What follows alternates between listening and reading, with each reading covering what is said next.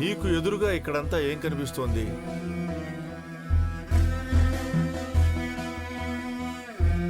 ఏముంది? ఖాళీ రోడ్లు, చెట్లు, అక్కడక్కడ ఇళ్ళు.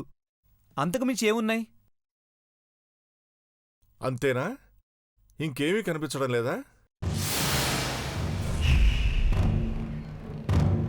లేదు, ఏమీ కనిపించట్లేదు. ఇప్పటిదాకా నువ్వు చూసింది మానవ నేత్రంతో. దానికి అతీతమైన దృష్టితో ఒక్కసారి చూడు.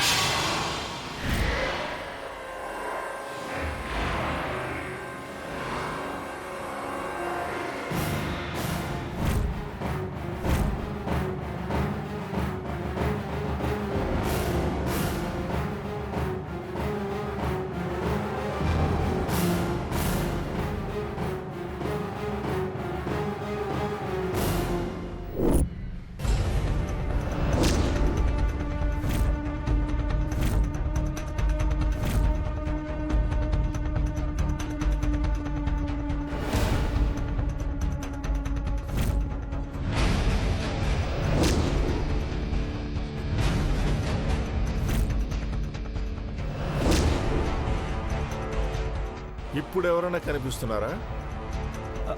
ఎవరు ఎవరు వీళ్ళంతా? ఒక్కసారిగా ఎక్కడి నుంచి వచ్చారు? ఎక్కడి నుంచో రాలేదు.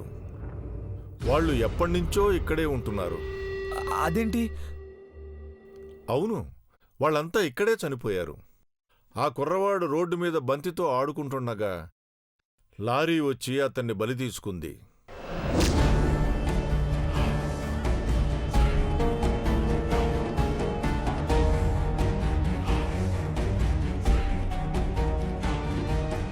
ఆ యువతి విషం తాగి ఆత్మహత్య చేసుకుంది.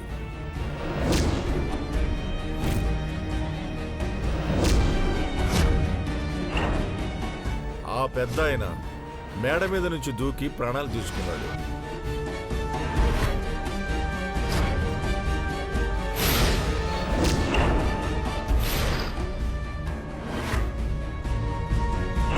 ఆ ముసలాయన ఆ చెట్టుకు ఉరేసుకుని ఆత్మహత్య చేసుకున్నాడు.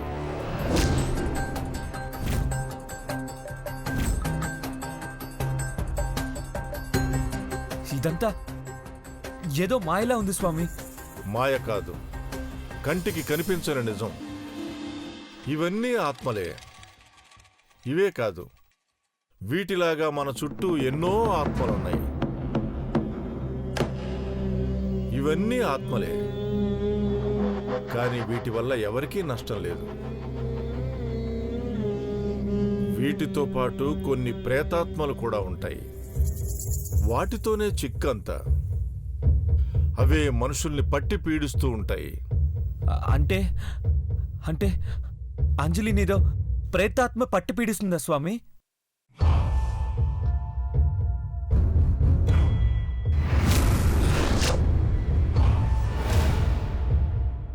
అవును, అదే అంజలి జీవితంతో చెలగాటమాడుతోంది.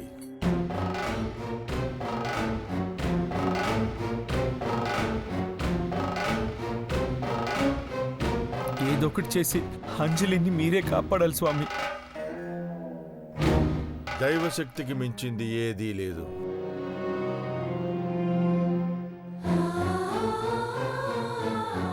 ఆ దుష్ట శక్తిని నాశనం చెయ్యాలంటే ఆ భగవంతుడే పూనుకోవాలి. ధైర్యంగా ఉండు. ఆ భగవంతుడే ఏదో రూపంలో పరిష్కారం చూపిస్తాడు.